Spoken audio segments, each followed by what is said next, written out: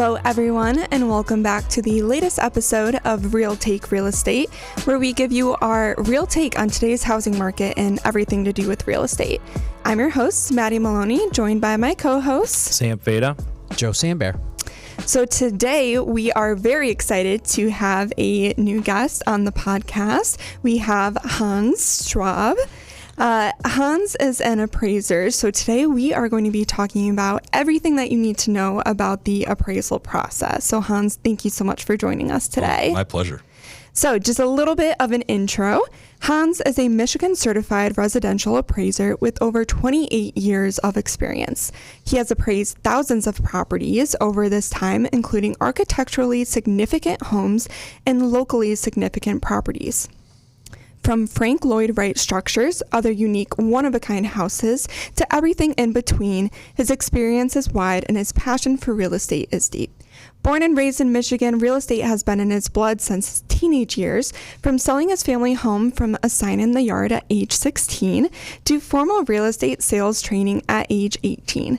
Hans continued on to real estate appraisal training at age 21, and then again after appraisal licensing mandates in the 1990s.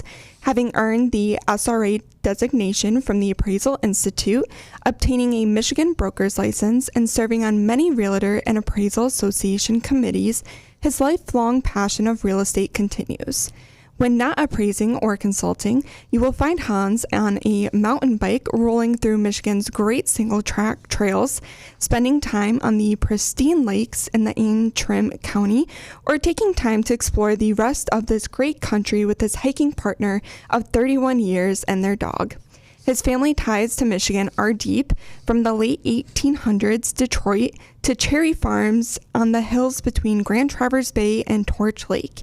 He even has some UP relatives that still refer to him as a troll living under the Mackinac Bridge. He knows Michigan's value. I love that bio. Thank you so much for giving that to us. Oh, you bet. really good. You know, one thing that I do want to point out, so that selling your family's home at the age 16, they did know you were doing that, right? When you put that sign in the yard. They did. They did. My dad, of course, was kind of tight, so he wanted to try and sell the house on his own, but they had no time or no real interest in doing that. So I said, well, let's put a sign in the yard. And I ended up showing the house to the first people that responded to the sign in the yard. It happened to be the Lieutenant Governor of Michigan's son, who was an attorney. So here I am, a 16-year-old kid, whatever grade I was in, probably 11th grade at that time. And they were interested, and they said, let's do an offer. And of course, because he was an attorney and my parents had an attorney, they did those details. But I even wrote up the list of what the house featured, prepped it for my folks because they were too busy doing other things. And that's kind of started me on the path. And the rest was history, and here we are now. Amazing. Yeah. That is amazing. What a great story of an introduction into real estate. You have a great narrative. It is. Yeah. And so today we are super excited to have you on because, you know, with us being the loan originators and the realtors being part of the process, you know, we can do all of our end. We can do the financing. The realtor can write up the deal, but you are one of the most important parts of the transaction because you are really kind of make it or break it. We can do everything on our end, but the appraisal is so important, but something that often is misunderstood with first-time homebuyers especially. So we really want to start off, and if you could explain to us, you know, what is an appraisal and what is your job? Okay, well, an appraisal it's a valuation of real estate that requires a license in the state of Michigan to perform. There's national guidelines, there's state guidelines, and then there's law. So there's a national law and Michigan law that requires us to follow certain paths to giving an opinion of value. So an appraisal process starts with a problem, which is, hey, we need a valuation for lending, for other purposes. Maybe, you know, if we're not doing this for lending, it could be for an estate situation. So in this case with lending, we are going to identify what the problem is, which is valuing a property, identify that property, and then kind of go through a process to indicate, find out, use the indications that we can see a value of that property. And in this particular case for a lender, it's typically for the underwriting process, and it's the risk analysis of that collateral. And that is something that, you know, most people think, well, if I offered a value or I offered a price on a property, shouldn't it be worth what I offered? And that's not always the case, but we're going to use all the tools that we have to find out whether or not that's a supportable circumstance. Perfect. So when we look at what that value, what the appraised value includes, and when you look at the tools that you have, so what does that include? What helps you come up with this value? Well, most of the data is going to be comparable sales. We're going to look at new construction. We're going to look at cost. We're going to see how whether or not a property is conforming to the market with cost with new construction. You can choose things that are out of typical for a market.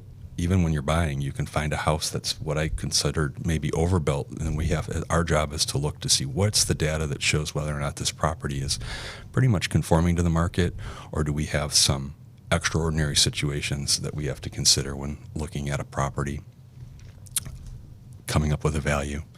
And you know, at this point, I think when I always look at an appraisal, I kind of think of an upside down triangle.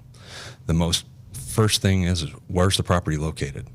Then we're going to go into the detail of tell us a little bit about what's the market look like? You know, are we in a city setting? Are we in a rural setting? Now, what is that market producing? Do we have jobs that are close by? Do we have amenities that are close by? And we're kind of continuing to narrow it down in that upside down triangle. So we're getting now down to the point where what's the property feature? We're going to detail out all the features of the property, which we've observed on site or through other sources. And then we're going to get into what are the comparable sales that have occurred. And that's when the data that you're referring to is researched, and the multiple lists that the realtors have pulled together is an extensive compilation of those sales. There's going to be other resources for that.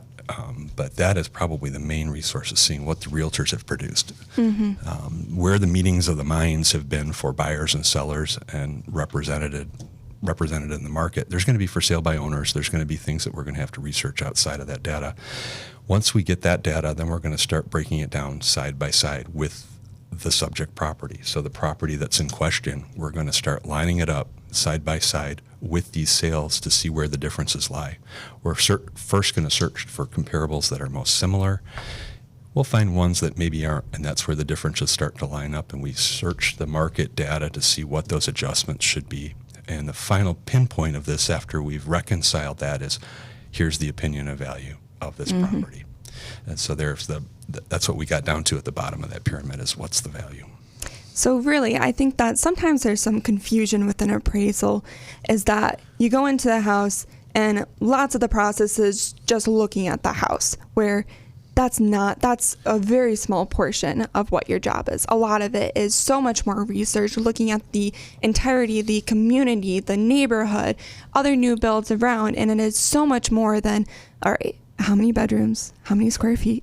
Yep. The fun part is going through the house. Yes. I mean, that is the great part of the job, is when you get to go on site and you're going to photo document, you're going to document features of the house that are important for value, things of the house that maybe affect value in a negative way.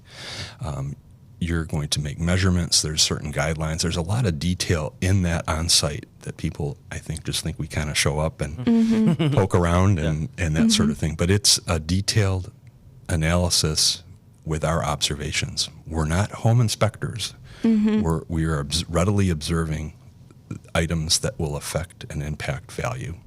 And that's our main job. We'll see some things that maybe we say, hey, you've got to have this further looked at, depending on, you know, certain criteria of the loan. But in general, we're going to then take that data after we've left site, and that's where the real hard work begins. And that's where we're going to be analyzing the market. We're going to be analyzing individual properties that have transacted. We're going to make decisions based on all those indications, and that's where the professionalism, you know, how well an appraiser can do their job. The data starts out is the data good? And then now, how are we going to analyze it? And that's where some experience, some training, that sort of thing really comes into play for an appraiser. Definitely.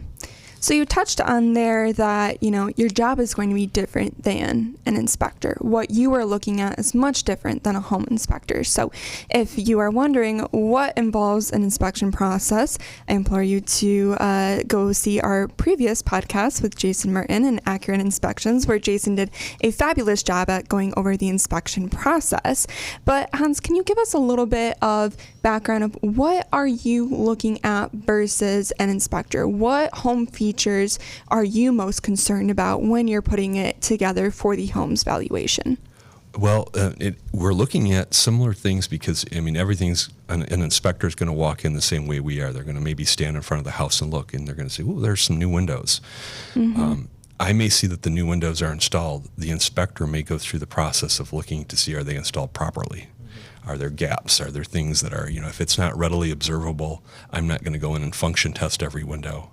Those sorts of things where an inspector is going to find more details. But I'm going to look to see what are the things that have been maybe, let's start with appeal. We pull up to the front of a house and you can tell whether or not it's a good design after your years of experience, or was it a design that maybe was too efficient for its day and missing certain elements because maybe there was a cost factor when it was built. There could be things as changes that make the house more appealing. You talk about curb appeal. Everyone kind of knows that when they pull up to a house. Maybe you don't have a full understanding of why you like that house.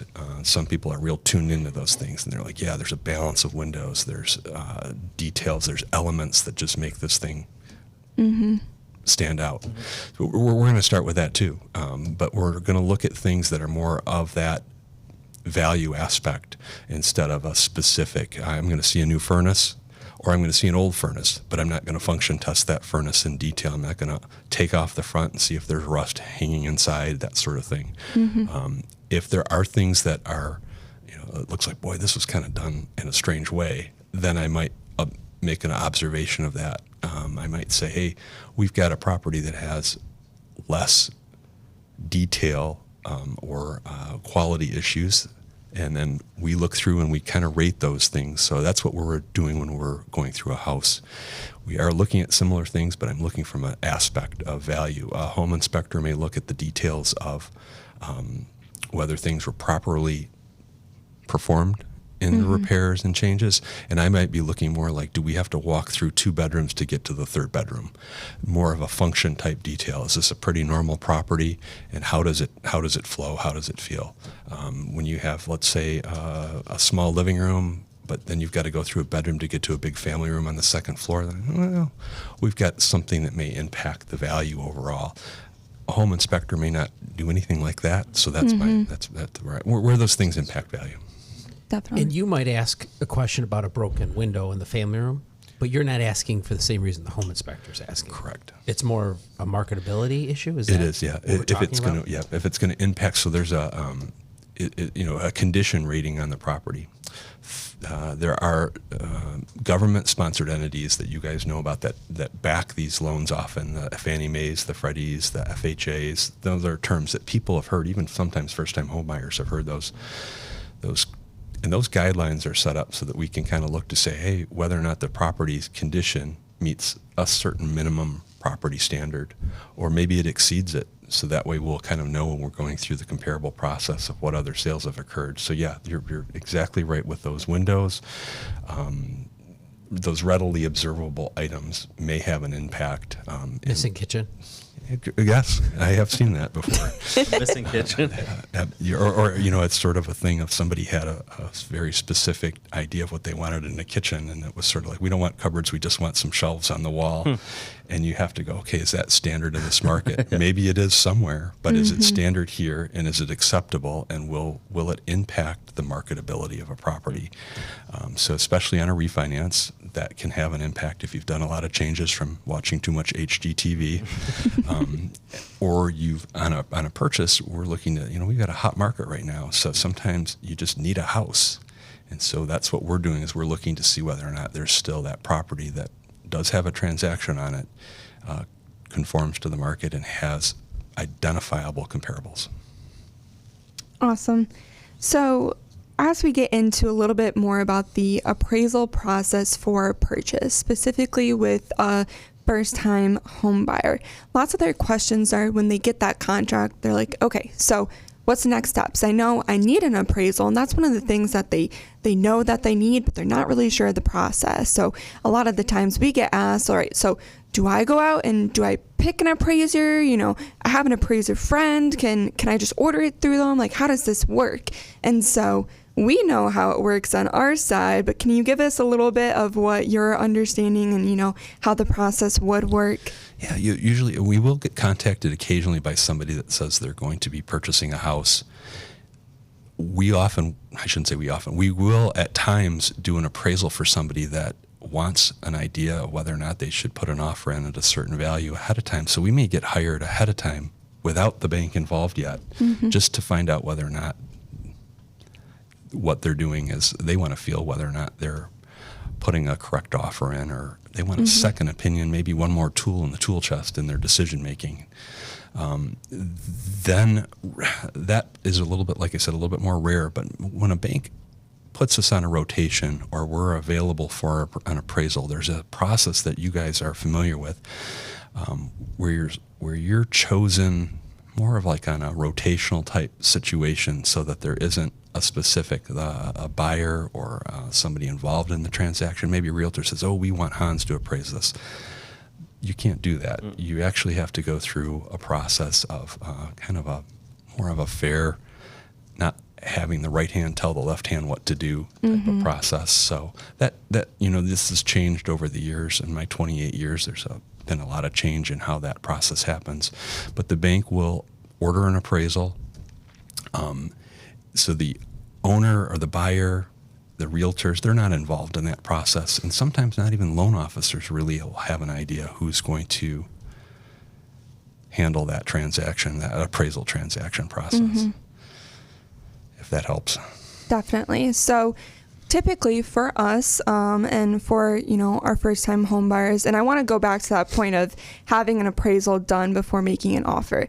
That is a very rare case. And I would say, especially for first time home buyers, when you're already kind of tight on funds for down payment and closing costs, if you're having an appraisal done up front, those are going to be funds that you need to spend out of pocket. You're going to be paying for that appraisal. Now, you are having a realtor that's going to be on your side to kind of help guide you in this. So they're going to be the ones that can help say, they're going to pull the comparables to show if this home is going to be worth it or not. It's really not super advisable, and I wouldn't say in all cases, but to have that appraisal done up front. Would you say, what kind of home price range do you see people having that appraisal done up front? Because I don't think it would really be first-time home buyers in a lower price range. Most times they see that if it's a for sale by owner, and there really hasn't been somebody involved in guiding. So those brokers, those salespeople are extremely talented at helping those indications happen. So they kind of tell the buyer or the seller, here's the range we're going to sell, and let's start at this. And the buyer is going to come in, the same thing. They often will have an agent, a buyer's agent, that's going to help them. So those are more of a for sale by owner situations. Occasionally with new construction, maybe they're making decisions that they want to know, are we overbuilding or is this supportable? And that's, we've just bought 30 acres somewhere and now we're going to have a house built on it. Is there enough data out here for us to feel supported? I think one of the important things about ordering the appraisal, Maddie, is with the appraisal independence rules, most banks they'll take one of two paths. One is they'll manage that and farm that out to an appraisal management company to do the selection and review and quality control, or they'll internally do it, but it's always separation from the loan officer who's involved and could be biased theoretically to the transaction. And so that's critical. But also sometimes we see with controlling it as a bank, we want to make sure we're using always, whether it's an appraisal management company, we want to make sure we're using local experts in that market. That's a really important thing. And we've seen in the last several years with the demand for appraisals, we're seeing appraisers sometimes come out of market, which might not give you the best quality. Yeah, we're mandated to be to know the market. I mean, that's no question. Our licensing requires that we be locationally knowledgeable And that is something that if somebody asked me to appraise up in Flint, I don't know that market.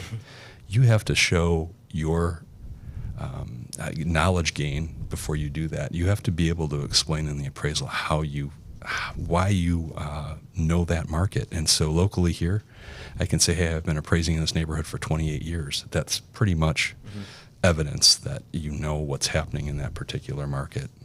So for first-time home buyer, someone looking to purchase, one of the questions to your lender should be, do you work with local real estate appraisers? Mm-hmm. That's really important. That's outstanding to ask that, actually. Because we really pride ourselves in whatever market we're lending throughout the country, making sure we know we do have the local expert. That's really critical. Yep, that is. And I think that attests to the quality of the loan process that you guys provide, is by making sure that you have that pool of appraisers that know the market and you feel confident, or you can gain access. Maybe it's a recommendation if you're doing a loan out of the area as to who do your appraisers recommend for that zone. But yes, that is being able to manage your appraisal providers is an outstanding source, and not everybody's going to be able to do that. There are some lending situations where they do hire appraisal management companies. It's up to that appraisal management company to determine if that data is coming from somebody that's locally knowledgeable. But those processes, when you already know as a local bank that you're using local people, it's outstanding.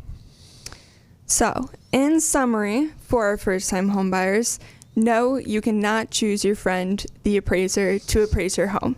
Unless you're doing a first-time home buyer or a first sale by owner and you just want it for your own knowledge and you're willing to pay for that appraisal out of pocket. But that's not what we're going to use in a lending process if you're looking to obtain a loan for the purchase. And then when the appraisal does take process, the bank is going to be in charge of ordering that appraisal. The buyer typically isn't really even there for the appraisal process. Would you say that nowadays is there hardly any buyers are going to be present for that? No. And sellers too, right? Usually it's just you in the house. Am I? That is correct. There are occasionally a seller may not be able to leave because they work from home or this or that. But the process isn't. This is for the lender, so it's one of those that's a little bit hard to kind of describe. But it's for the collateral evaluation for the lender. So we're engaged by the lender. It's not like, even though the buyer's involved because they're providing some funds to cover these things, the lender's hiring us to do that appraisal. We usually arrange with a broker or whoever has the house listed, if it's by owner or with a brokerage firm, with them to gain access to that property. And most times we do not see anybody in that process.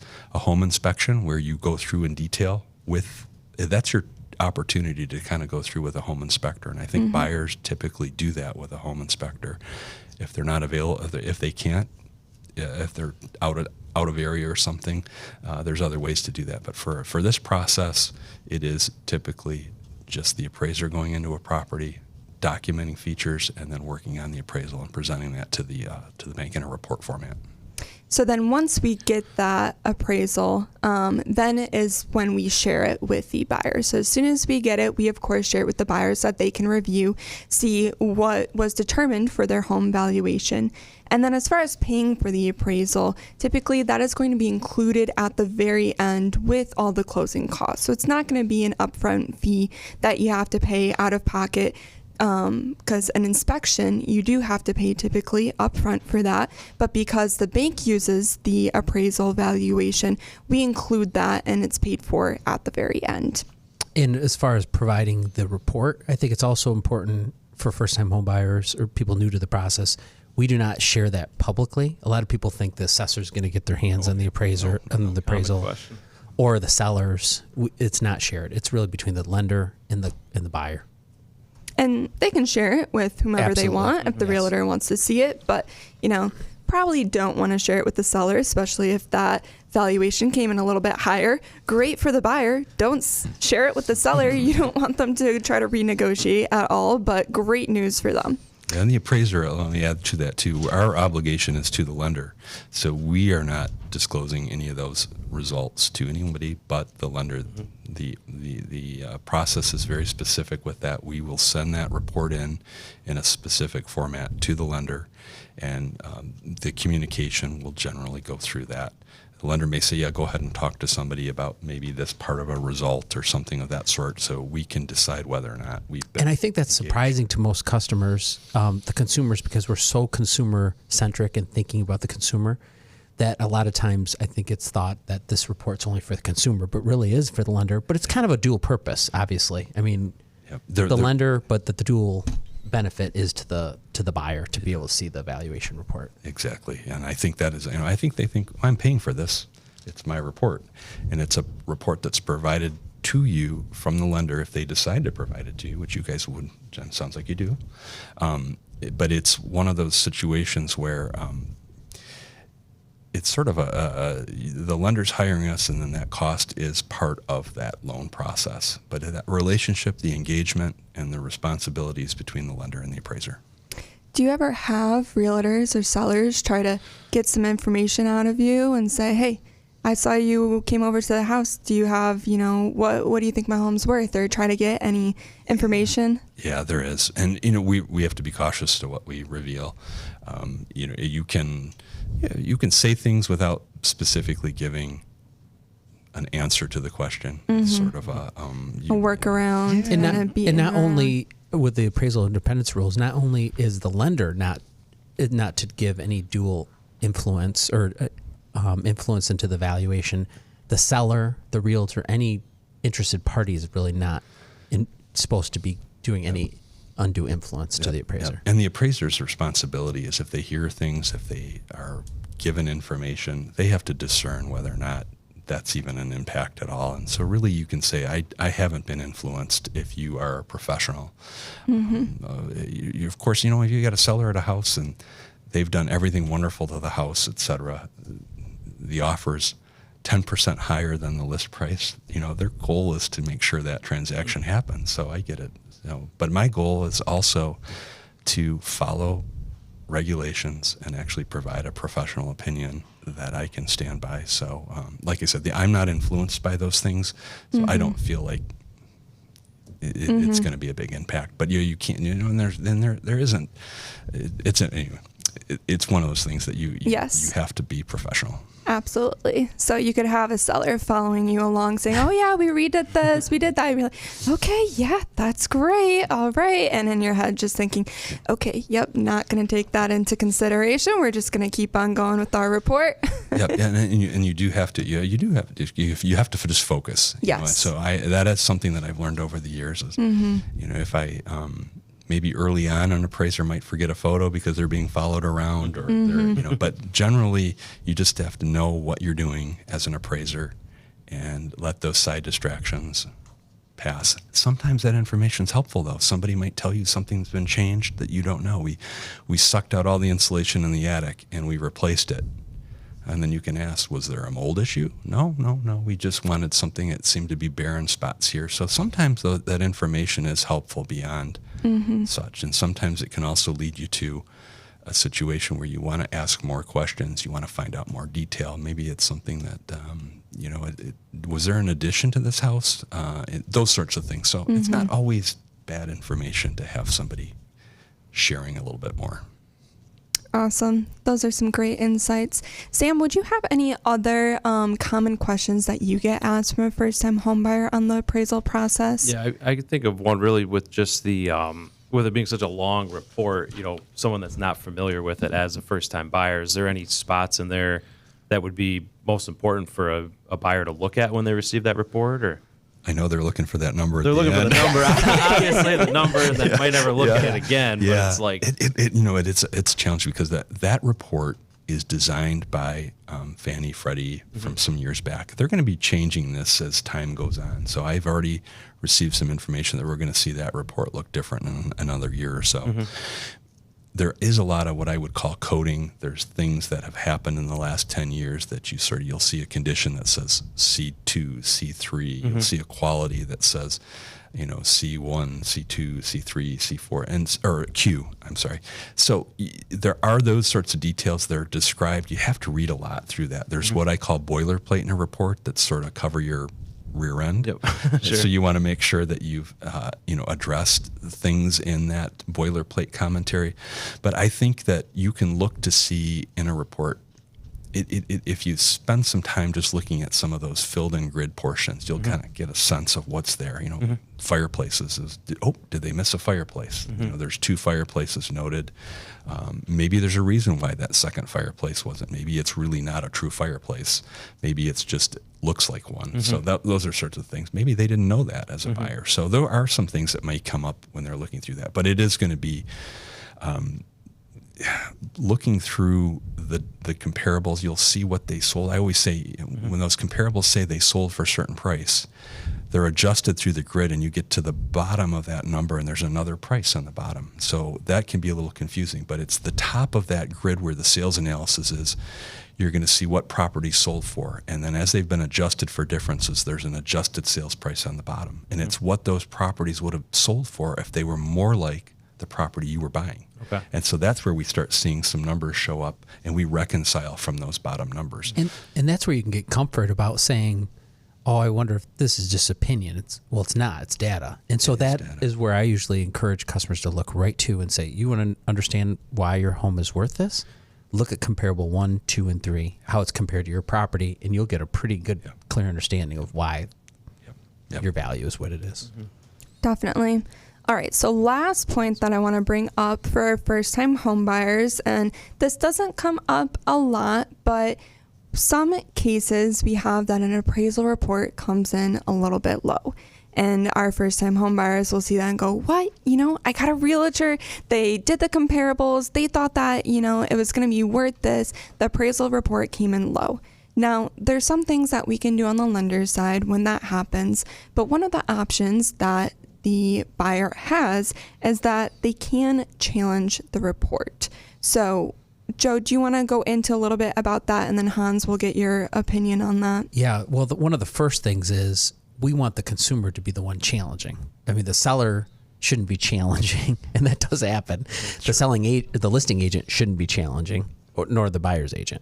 So really, it has to come from the consumer of, do you think there's some data that we don't have? You need to kind of explain in detail what your thoughts are and that you want to pursue this challenge. And we want to give you every opportunity in the world to do that because we want to make sure you're getting a fair lending situation. We want to make sure that the appraiser did their appropriate work. And then what would happen is you'd provide that information. You might go to your buyer's agent and to some expert to provide that information. They would send that to us. As a loan officer, we're not involved, so we'll pass that to our processor underwriter.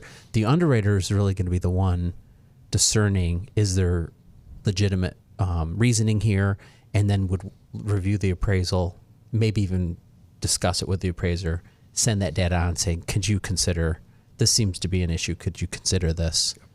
And then you would respond. We'll see that. We'll see a request for reconsideration. And that's fine because there is times where there might be data that we didn't see. This is something that when you're looking through a computer system and you're making kind of a scope of what's available for comp data, there's going to be some things that maybe we didn't see. The data's there, but maybe it didn't show up in a search. So there can be times where, oh yeah, there is another comparable. Maybe there's a for sale by owner that wasn't readily, we didn't see it. We didn't know about it. It hadn't hit the dark, but the neighbor had told so-and-so that, hey, this house sold and it sold for a lot. Great. Let's look at that. Let's see if that was a sale that we can consider. So it's not a negative thing to do that.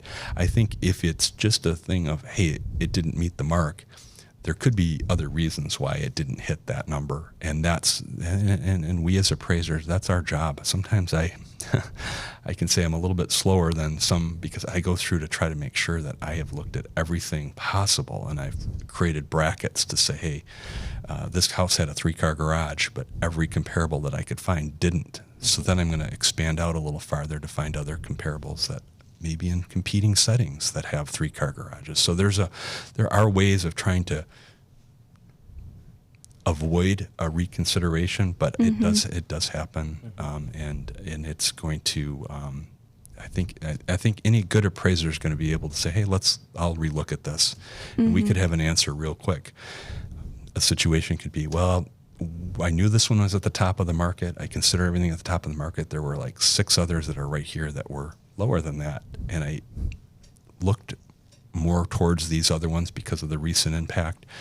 And so the comparables may come in that were ready for reconsideration or were considered reasonable by that broker or by the buyer, but they're in a different market. They're in a different setting. And so that's where we have a little bit of, our hands can be tied somewhat at that point. So they don't get upset if it doesn't pan out in a reconsideration, but I think any reasonable appraiser should be able to look again. And we encourage it to not, it can be emotional because real estate can be like that with a refinance or purchase. So we really say, let's just talk about data. Let's talk about data, not why did he do this? Why did she do this? We don't need to go there. We just need to talk about what you think may not be accurate. Absolutely. So when you're looking to present that reconsideration, you're looking to present your data that you have. It's not that, oh, well, I really loved what they did in here, and I think that it's going to be worth this.